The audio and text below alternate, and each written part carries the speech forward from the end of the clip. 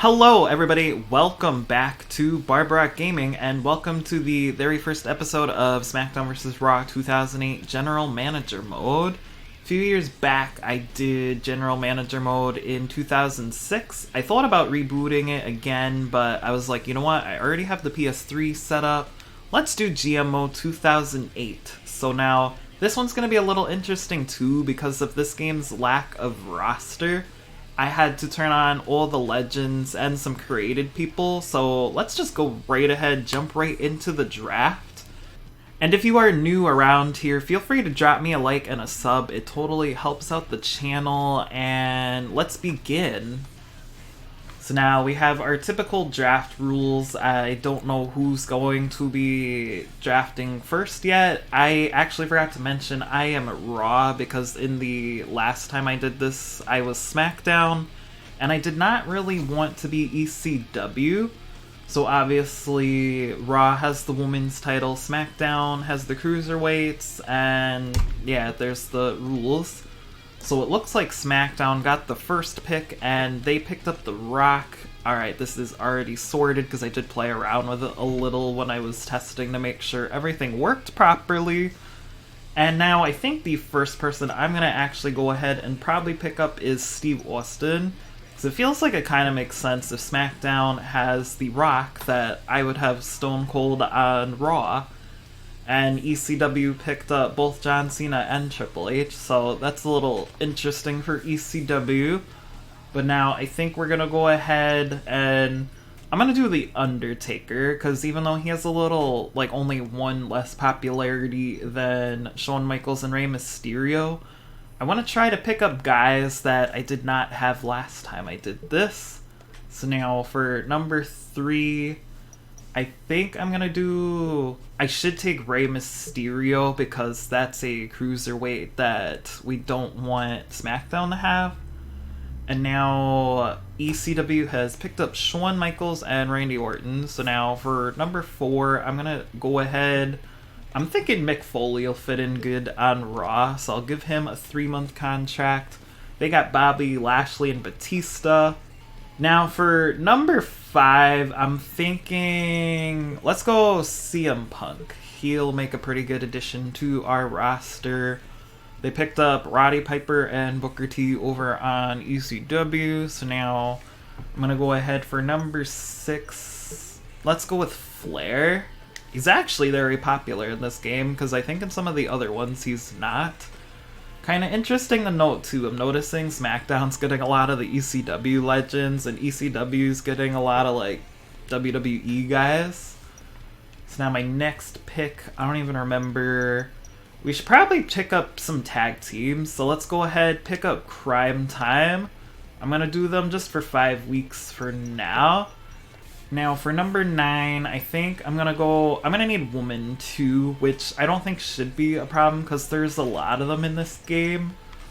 But let's go ahead. I think I'm gonna go ahead and pick a Torrie Wilson for 5 weeks. We'll start off with her. Well, they got Jeff Hardy, but that's alright. I think now I'm gonna go ahead and I'm gonna pick up Matt Hardy so that this way they can't have the team of Jeff and Matt. And SmackDown picked up Melina and Kane, which I did kind of want Kane, but it's alright. I think the next best choice now is going to be Mickie James for 3 months. They got Finlay and Khali, so now I'm going to do Johnny Nitro for 5 weeks. And then I'm also going to pick up, I guess, Michelle McCool for a little bit. And then we are also going to... I might as well have 4 women, so Kelly. And it looks like SmackDown already dropped out of the draft, so now we can get the final picks. I'm thinking Gregory Helms for 5 weeks. They got Mark Henry and creative wrestler Chris Jericho. So now, I guess, how about William Regal... And then I think I'm gonna actually leave it at 16 for now. Maybe, like, if there are people in the free agency, I will pick them up. But in this game, I noticed 16 is usually the best amount of people to go with, so let's go ahead and leave the draft. Looks like they actually picked up a full roster. So now that we have our roster, we gotta go ahead, set clean and dirty superstars, which in other words is just faces and heels. So far I'm kind of liking the default. I think CM Punk will be fine as a clean. Gregory Helms, Johnny Nitro can stay dirty. JTG can be clean. It looks like it's pretty even, minus I just gotta make a couple people heel, because we have like, it looks like 5 or 4 heels rather. So we're gonna need 8 of them, so this way we have even rivalries. Ric Flair will be good as a dirty superstar. I'm thinking we're gonna want to make a main eventer a heel, so probably... that's a good question. Maybe we'll do heel Steve Austin. That should bring an interesting twist to this universe. So now I need 2 more. Actually, how are the women divided up? Because they're kind of a division of their own. So Kelly is clean, Michelle McCool is dirty, Mickie James is clean, and Torrie is clean. So I think out of those, Mickie James would probably make the best heel. So I think at this point that should be good. It looks pretty even to me. I may make some adjustments in the future, but for now, that seems like a good starting point. So now I'm thinking for the champions, I would preset them, but I actually want to just leave them all default as blank so that this way during the weeks we can actually set up some champions and then set up the rivalries and all of that good stuff. That's what I expect from you. To become a master of this business. And that's your responsibility, pal. Not mine. All I can do is give you the chance. It's up to you to make an impact.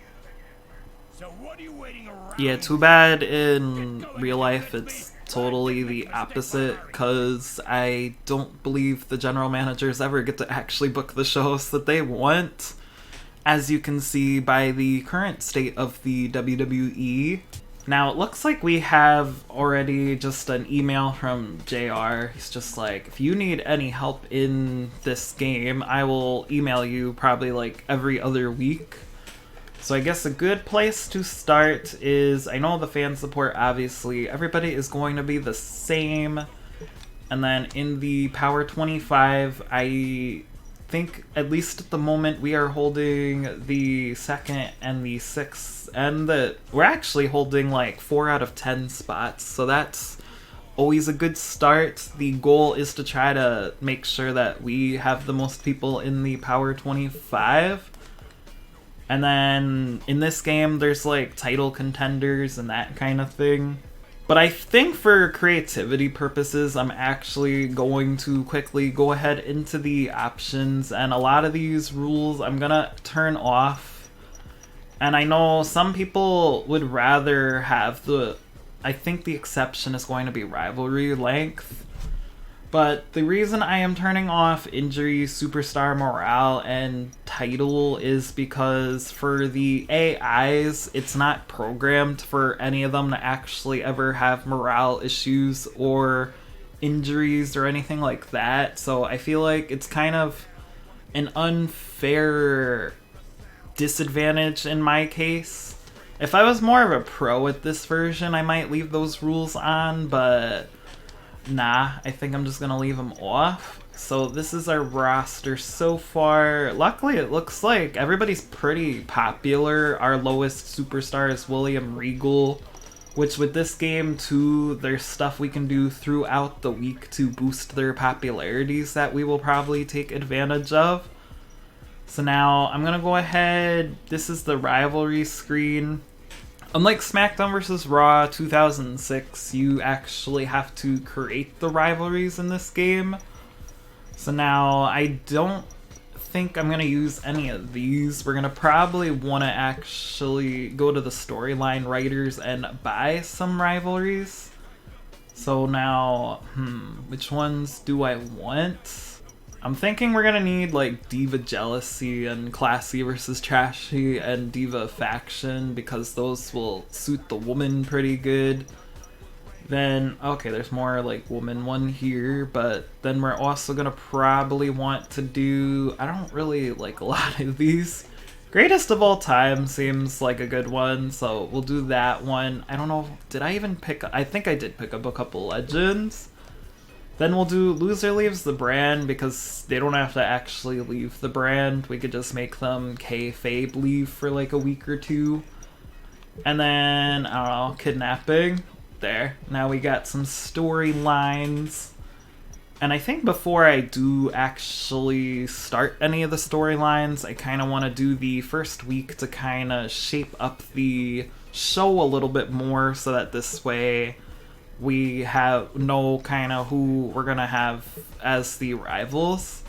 So I'm going to start off, I'm thinking I'm just going to do a lot of Fatal 4-Ways for the titles, although I do need a few people to not be in a Fatal 4-Way so that this way there's not an empty spot on the card, because that's kind of important in this game to make sure that you have all of the matches set if you want the best rating.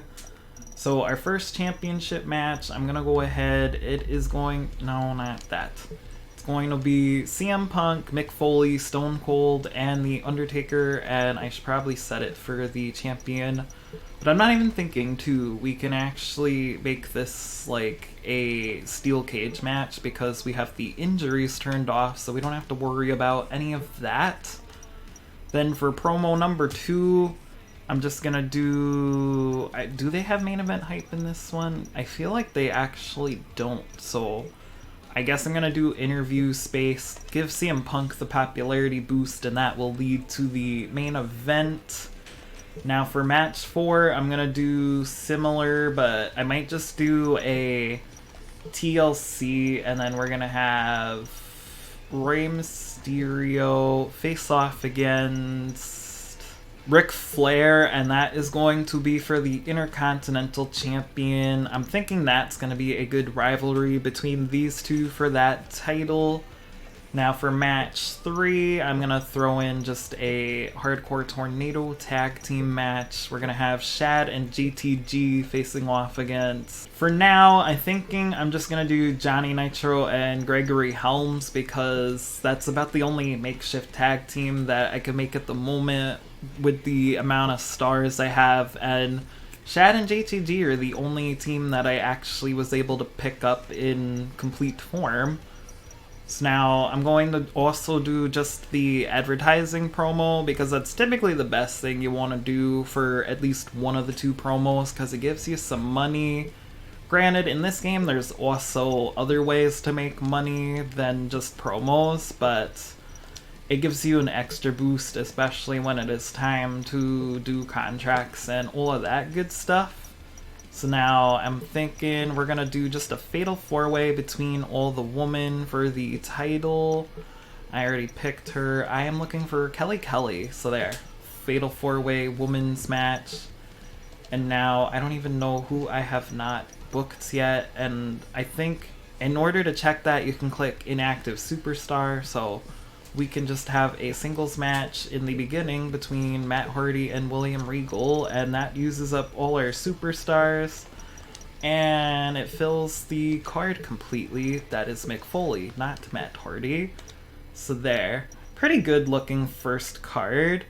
I'm thinking quickly too, just so that we can get that boost in the rating, I'm going to set the rivalry between Ric Flair and Rey Mysterio so that this way it will get a boost in the match. So yeah, I ended up, I know it says loser leaves the brand, but because Ric Flair is not technically a legend in this game, I was not able to use any of the legendary promos.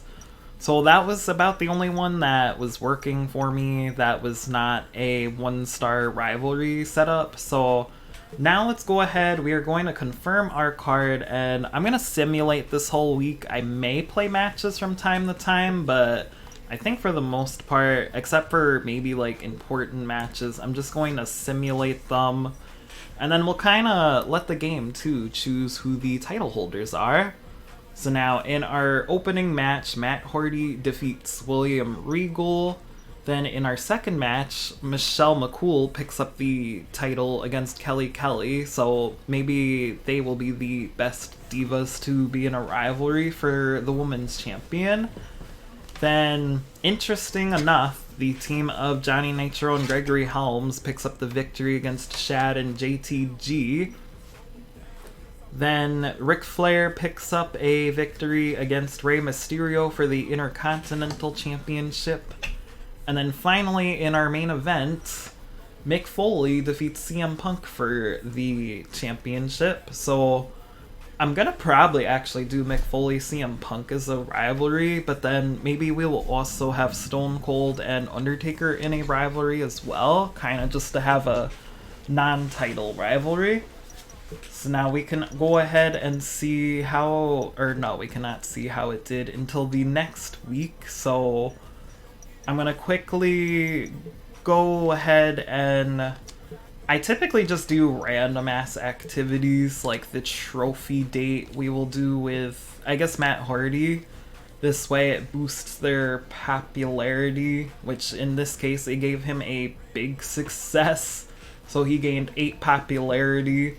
And then on Wednesday, I kind of just do random training exercises with random superstars. I don't know if it really makes a big difference or not, but at least well, I don't want Johnny Nitro in 2 of them because he already has 1. But at least maybe it helps the guys out. I don't know, but that one was a big success. This one was a big success. It looks like she knocked the shit out of Matt Hardy. And then Undertaker's was only a regular success. I can't tell who he's landing on, though. So now, I think, no, I don't want to do more training. I want to go ahead and I guess we'll do a WWE promotion. I'll do it with William Regal, because I like to kind of do a lot of these in the beginning with the lower guys, but this one doesn't gain popularity anyway. So that this way they can get a boost in their popularity, which since it is SmackDown, we're going to go ahead and do another brand invasion. Although I meant to say other brand invasion because we haven't, this is our first one. But yeah, it was only a regular success, but Gregory Helms caused some hell over on SmackDown. So now let's go ahead and jump over to Raw. It's kind of interesting. We are in Honolulu, Hawaii for this week of Raw, and let's see how everything did. So unfortunately, it looks like SmackDown won the fans this week, but ironically, we got the match of the week, which was a 4-star match, so that's pretty good on our first week. And then in terms of fan support, it looks like we lost the most fans, apparently, and even ECW gained 10,000 fans. SmackDown gained 100,000, and I think the biggest thing is just because of my lack of storylines. It looks like, too, we didn't really move much on the Power 25, so we're gonna have to work on that. I'm probably actually, too, just going to set up all of these storylines off camera, because that'll get kind of boring, just going back and forth between all of them.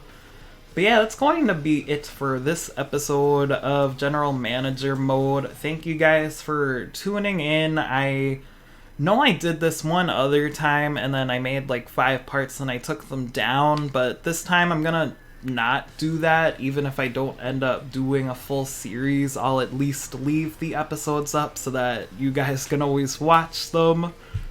So yeah, make sure to comment, like, and subscribe if you haven't already, and I hope y'all have a very good day. Bye!